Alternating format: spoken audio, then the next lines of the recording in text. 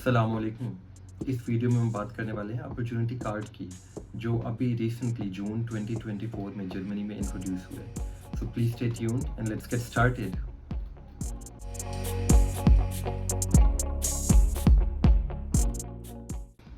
Opportunity card, जिसे German में शॉन्सन card कहते हैं, वो जॉब सीकर वीज़ा को रिप्लेस करके इंट्रोड्यूस किया गया है।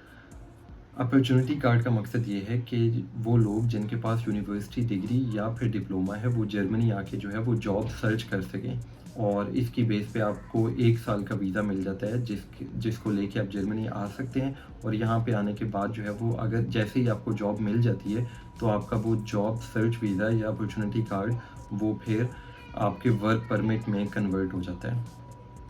अपॉर्चुनिटी कार्ड का सबसे बड़ा बेनिफिट ये है कि आप जर्मनी में आने के बाद यहाँ पे जॉब सर्च करने के साथ साथ जो है वो पार्ट टाइम जॉब भी कर सकते हैं, जो कि आपको जो है वो 20 hours per week part time job allow है। इसके अलावा जो है वो, अगर आपको कोई कंपनी ये कहती है कि वो आपको ट्रायल बेसिस पे रखना चाहती है, तो आप उस कंपनी के साथ 2 वीक्स के लिए ट्रायल बेसिस पे काम कर सकते हैं, जो कि जो है वो वीकली 40 आवर्स आपको अलाउ होंगे। ये ट्रायल जो है वो आप एक से ज़्यादा कंपनीज़ में दे सकते हैं, लेकिन ये याद रहे कि एक कंपनी में सिर्फ 2 वीक्स का ट्रायल अलाउ है, इससे ज़्यादा अलाउ नहीं है।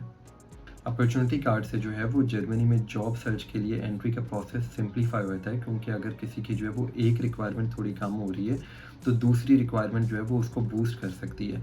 फॉर एग्जांपल, अगर आपको जो है वो जर्मन लैंग्वेज स्किल्स इतनी ज़्यादा नहीं आती, लेकिन आपका वर्क एक्सपीरियंस आता है, तो उसकी बेस पे जो है वो आपको वर्क एक्सपीरियंस के पॉइंट्स मिल जाएंगे। दूसरी तरफ अगर आपको लैंग्वेज के पॉइंट्स नहीं मिल रहे, तो इस तरह जो है वो अपॉर्चुनिटी की कार्ड की बेस पे जो है वो चीज़ें काफ़ी सिंपल हो गई हैं जर्मनी में, क्योंकि जो है वो इंटरव्यू प्रोसेस थोड़ा स्लो चलता है। इजीली जो है वो 2 to 3 मंथ्स लग जाते हैं किसी एक कंपनी के साथ प्रोसेस चलने में। तो अपॉर्चुनिटी कार्ड का एक और बेनिफिट ये है कि ये, क्योंकि आपको 1 साल के लिए मिलता है, तो आपको जो है वो इनफ टाइम मिल जाता है डिफरेंट कंपनीज़ के साथ जो है वो इंटरव्यू करने में। इससे पहले जो जॉब सीकर वीज़ा था वो क्योंकि 6 माह के लिए मिलता था, जिसमें जो है वो चीज़ें काफ़ी ज़्यादा मुश्किल रहती थी। अपॉर्चुनिटी कार्ड की एलिजिबिलिटी रिक्वायरमेंट्स को जो है वो हम 2 पाथ में डिवाइड कर सकते हैं। लेफ़्ट साइड पे देखें अगर हम, तो जो फर्स्ट पाथ है उसमें अगर आपकी एकेडमिक क्वालिफ़िकेशन जर्मनी में फुली रिकॉग्नाइज्ड है, तो आपको किसी और रिक्वायरमेंट की ज़रूरत नहीं है। फिर बाकी सारी रिक्वायरमेंट्स जो है वो स्किप हो जाती है और आप डायरेक्टली अपॉर्चुनिटी कार्ड के लिए एलिजिबल हो जाते हैं। एकेडमिक क्वालिफ़िकेशन की रिकॉग्निशन जर्मनी में चेक करने के 2 तरीके हैं। पहला और आसान तरीका ये है कि अनाबीन एक वेबसाइट है जर्मनी में, जिनके पास जो है वो पूरी दुनिया की यूनिवर्सिटीज़ और डिग्रीज़ की एक लिस्ट है, जो कि जो है वो जर्मनी में रिकॉग्नाइज्ड हैं। आप पहले तो वहाँ पे जाके चेक कर सकते हैं कि आपकी डिग्री और आपकी यूनिवर्सिटी जो है वो रिकॉग्नाइज है या नहीं। अगर आपकी डिग्री और यूनिवर्सिटी जो है वो उस डेटाबेस में मेंशन्ड है, तो आप इजीली वहाँ पे चेक कर लेंगे कि आप जो है वो अपॉर्चुनिटी कार्ड के लिए एलिजिबल हैं या नहीं। अभी आगे जाके इस वीडियो के एंड पे मैं आपको दिखाऊंगा भी सही कि हम अनाबीन पे अपनी डिग्री और यूनिवर्सिटी की रिकॉग्निशन जो है वो कैसे चेक कर सकते हैं। अगर जो है वो अनाबीन में आपकी डिग्री या फिर यूनिवर्सिटी की डिटेल्स नहीं है, तो फिर जो है वो आप मैनुअली, एक इदारा है ZAB उसका नाम है, वहाँ पे आप एप्लीकेशन दे के जो है वो आप चेक करवा सकते हैं कि आपकी डिग्री जो है वो जर्मनी में रिकॉग्नाइज्ड है या नहीं। ऑल्दो ये फ्री नहीं होता, इसके जो है वो 200 यूरोज़ इसकी फ़ीस है, और इसके लिए जो है वो आपको ऑनलाइन एप्लीकेशन देते हैं, और मे भी पॉसिबिलिटी है कि आपको अपनी डिग्री जो है वो बाय पोस्ट जर्मनी में भेजनी पड़े। एटलीस्ट मैंने जब 2017 में चेक करवाया था, उस टाइम पे मुझे बाय पोस्ट जो है वो जर्मनी में अपनी डिग्री भेजनी पड़ी थी। अगर आपकी एकेडमिक क्वालिफिकेशन रिकग्नाइज नहीं है जर्मनी में, या पार्शियली रिकग्नाइज्ड है, तो उस केस में हम जो है वो दूसरे पाथ को देखेंगे, और उसमें जो है वो 4 रिक्वायरमेंट्स हैं।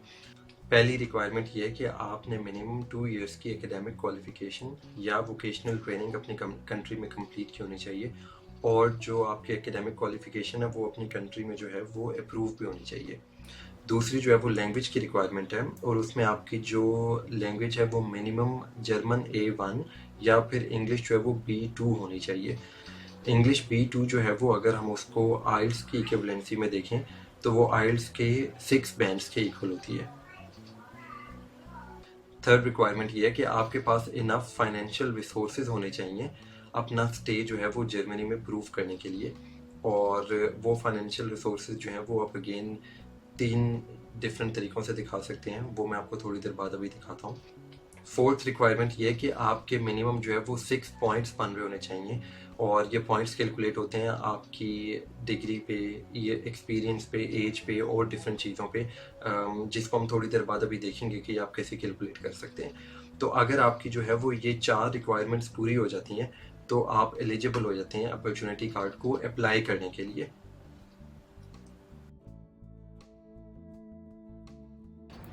प्रूफ ऑफ फंड्स दिखाने के जो है वो 3 तरीके हैं। सबसे पहला जो है वो आपके पास अगर स्पॉन्सरशिप लेटर है जो कि जर्मनी में रहने वाले किसी बंदे ने आपको भेजा है, तो उसकी बेस पे जो है वो आप वीज़ा अप्लाई कर सकते हैं, फाइनेंशियल मींस दिखा सकते हैं।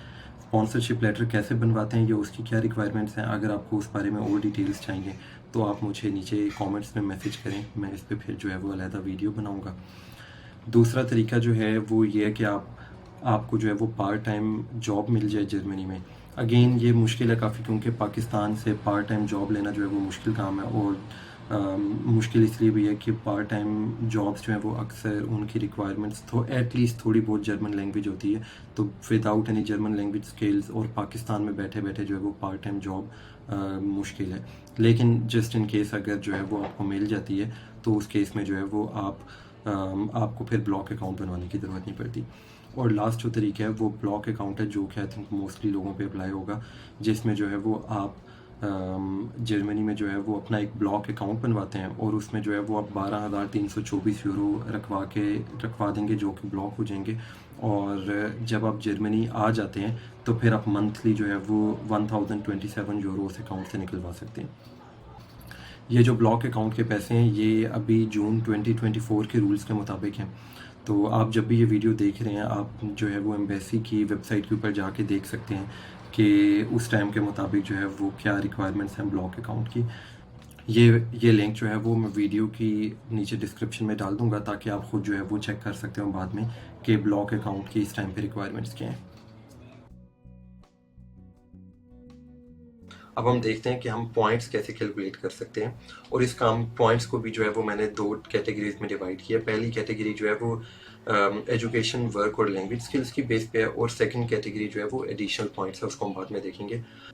सबसे पहले अगर हम एकेडमिक क्वालिफिकेशन को देखें तो अगर आपकी डिग्री जो है वो पार्शली रिकॉग्नाइज्ड है तो इस चीज़ के आपको 4 पॉइंट्स मिल जाते हैं। पार्शली रिकॉग्नाइज अगेन वही वाली कैटेगरी है जिसमें जो है वो आपने मिनिमम 2 इयर्स की क्वालिफिकेशन या वोकेशनल ट्रेनिंग कंप्लीट की होनी चाहिए, और सेकेंडली जो है वो आपकी वो डिग्री अपनी कंट्री में जो है वो रिकॉग्नाइज्ड होनी चाहिए।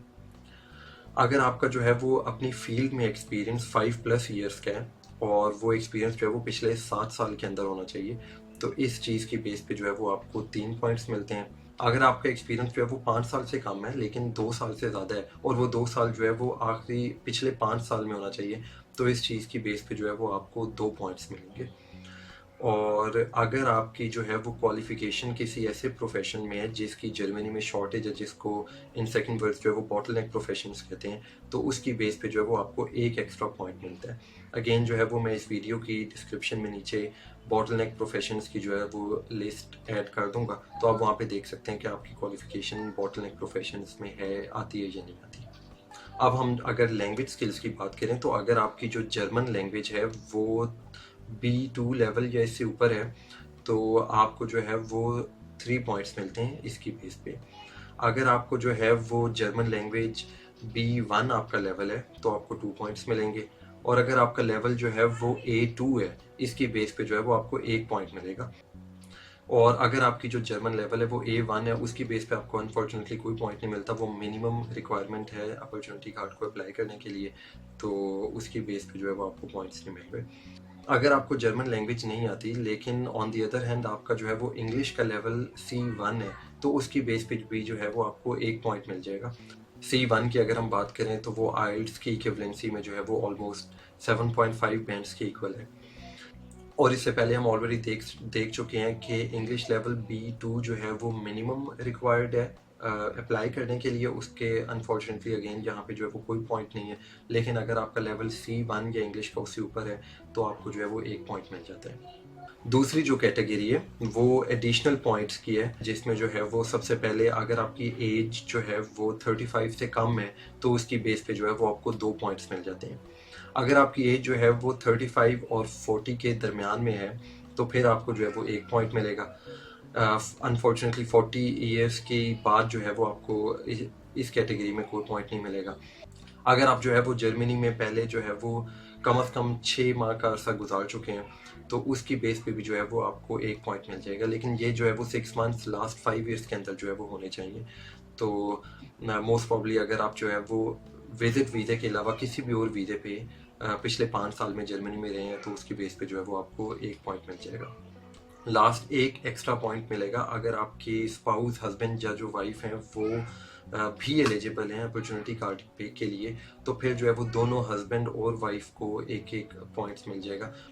ये पॉइंट जो है वो अगेन इसलिए रखा गया ताकि क्योंकि जर्मनी को लोग चाहिए इस टाइम पे, तो और फिर हस्बैंड और वाइफ दोनों ही अगर जो है वो स्किल्ड वर्कर्स हैं तो वो दोनों इकट्ठे आके जर्मनी में जॉब कर सकते हैं। अब हम ये देखते हैं कि आप अनाबीन डेटाबेस में कैसे चेक कर सकते हैं कि आपकी डिग्री जो है वो जर्मनी में रिकॉग्नाइज्ड है या नहीं। अगेन मैं जो है वो इस वेबसाइट का लिंक नीचे जो है वो वीडियो की डिस्क्रिप्शन में डाल दूंगा। जब आप वेबसाइट को जो है वो ओपन करेंगे तो ये लैंडिंग पेज है जिस पे आप सबसे पहले आएंगे। वेबसाइट जो है वो क्योंकि जर्मन में है तो मैं इसको जो है वो राइट क्लिक करके ट्रांसलेट टू इंग्लिश कर लेता हूँ। सबसे पहले जो है वो हम लेफ़्ट साइड पे अगर मेन्यू देखें तो इंस्टीट्यूशंस में जाते हैं ये देखने के लिए कि जिस यूनिवर्सिटी से आपने डिग्री की है वो जर्मनी में रिकॉग्नाइज्ड है या नहीं। यहाँ पे जो सेकंड टैब है सी की, इस पर क्लिक करते हैं। इस पेज पे जो है वो हम सारे इंस्टीट्यूशंस की लिस्ट देख सकते हैं और फिर उनका स्टेटस देख सकते हैं कि यूनिवर्सिटी जो है वो रिकॉग्नाइज है या नहीं है। तो मैं इन यूनिवर्सिटीज़ के जो है वो फ़िल्टर डाउन कर लूँगा कंट्री की बेस पे। यहाँ से अगर मैं पाकिस्तान सेलेक्ट करता हूँ और कंफर्म कंट्री सिलेक्शन, तो अब मैं जो है वो पाकिस्तान की जो है वो सारी यूनिवर्सिटीज़ को देख सकता हूँ। अब अगर मैं यहाँ पे जो है वो कॉमसेट्स लिख के सर्च करता हूँ तो कॉमसेट्स जो है वो यूनिवर्सिटी पाकिस्तान में जितनी भी उन सब की लिस्ट आ रही है। लेट्स से मैं जो है वो कॉमसेट्स इस्लामाबाद को देख रहा हूँ तो मैं यहाँ पे जो है वो प्लस के आइकन पे क्लिक करूँगा जिस पे जो है वो मैं यूनिवर्सिटी की और डिटेल्स आ जाएंगी। इसमें जो सबसे इम्पॉर्टेंट चीज़ है जो कि चेक करनी है वो ये वाला स्टेटस है जो कि यहाँ पे H+ है। H+ का मतलब है कि ये यूनिवर्सिटी जो है वो रिकॉग्नाइज है और ये डिटेल्स जो है वो हम इस अगर H+ पे क्लिक करें तो हमें जो है वो डिटेल में दिखा देगा कि डिफरेंट क्या क्या क्लासेस हैं और उसका क्या मतलब है। तो H+ का मतलब है कि ये यूनिवर्सिटी जो है वो रिकॉग्नाइज्ड है। H- का मतलब है कि यूनिवर्सिटी रिकॉग्नाइज्ड नहीं है और H+- का मतलब है कि इस यूनिवर्सिटी में जो है वो कुछ कोर्सेज हो सकते हैं जो कि रिकॉग्नाइज्ड हैं और कुछ नहीं है। तो उस केस में जो है वो आपको फिर कोर्स को देख के जो है वो ज़्यादा आइडिया होगा कि कौन सा कोर्स हो सकता है और कौन सा नहीं। तो जब आप जो है वो एम्बेसी में अपॉइंटमेंट के लिए जाते हैं, आप जो है वो इस पेज का जो है वो प्रिंट लेके जाते हैं। अब प्रिंट का ये तरीका है कि आप इस आइकन पे क्लिक करें तो ये जो है वो आपको प्रिंट प्रीव्यू दिखा रहा है। यहाँ से आप जो है वो डायरेक्टली प्रिंट भी कर सकते हैं या फिर आप जो है वो इस पेज को जो है वो सेव एज PDF कर लें और बाद में जो है वो आप इसको यूज़ कर सकते हैं।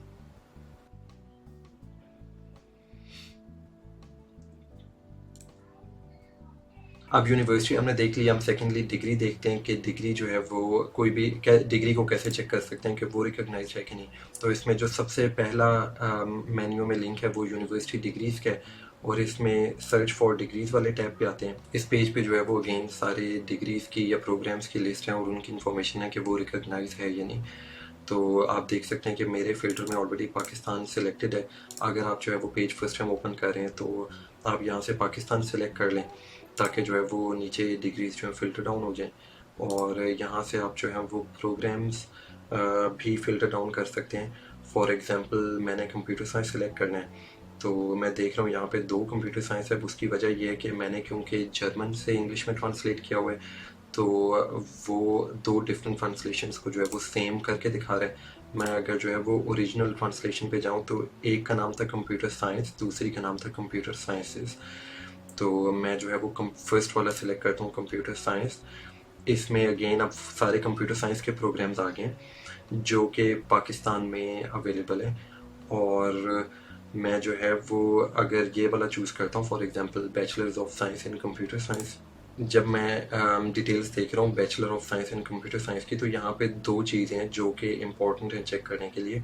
सबसे पहले जो ग्रेजुएशन क्लास है, तो ये जो क्लास है ये A3 या इससे ऊपर अगर हो तो आपकी डिग्री नॉर्मली जो है वो रिकॉग्नाइज्ड होती है, लेकिन A2 पे जो है वो क्वेश्चनेबल हो सकती है। और दूसरी जो चीज़ चेक करने वाली है वो ये एवेल्यूएशन के नीचे जो है वो कोरिस्पॉन्ड्स टू, यहाँ पे लिखा हुआ है कि ये जो डिग्री है वो जर्मनी के 3 इयर्स बैचलर्स के इक्विवेलेंट है। तो ये तो जर्मनी में क्योंकि 3 साल का बैचलर्स होता है नॉर्मली, तो ये डिग्री पाकिस्तान का जो 4 साल का बैचलर है वो जर्मनी के 3 साल के जो है वो इक्विवेलेंट है। और ये दोनों चीज़ें देख के जो है वो उससे पता चल जाता है कि ये ओवरऑल जो डिग्री है bachelor of science in computer science, ये जर्मनी में जो है वो रिकॉग्नाइज्ड है। ये जो नीचे इंस्टीट्यूशंस की लिस्ट है ये इतनी ज़्यादा इम्पोर्टेंट नहीं है, क्योंकि हो सकता है कि आपकी जो डिग्री है वो इस लिस्ट में ना आ रही हो। जब अगेन इसका जो है वो आप प्रिंट ले सकते हैं जब आप वीज़े की अपॉइंटमेंट के लिए जाते हैं। अब हम जो है वो दो एग्जांपल केसेस देखते हैं कि आप खुद कैसे चेक कर सकते हैं कि आप अपॉर्चुनिटी कार्ड के लिए एलिजिबल हैं या नहीं। तो ये वेबसाइट है जिस पे आप जो है वो देख सकते हैं। अगेन मैं इस वेबसाइट का लिंक जो है वो नीचे डिस्क्रिप्शन में डाल दूंगा। यहाँ पे अगर हम आए तो सबसे पहले जो है वो मैं अपनी कंट्री चूज़ करूँगा।